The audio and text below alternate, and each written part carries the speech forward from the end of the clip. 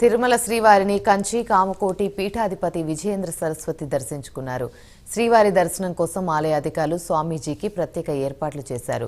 విశ్వశాంతి కోసం శ్రీవారిని ప్రార్థించినట్లు తెలిపారు. సనాతన ధర్మం మానవాళికి మంచి కోరుకుంటుందన్న విజయేంద్ర సరస్వతి ధర్మ ప్రచారం చేయడం ద్వారా అన్ని రంగాలు అభివృద్ధి చెందుతాయన్నారు. తిరుమల క్షేత్రాన్ని పవిత్రంగా ఉంచేలా భక్తులు సహకారం అందించాలని కోరారు.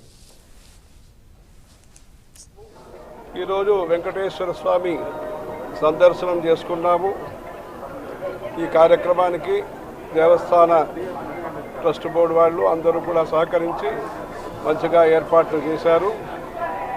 మన ధర్మము సనాతన హైందవ ధర్మము ఈ దేశంలో ఉండే అందరికీ కూడా మంచిది కోరుకుంటుంది.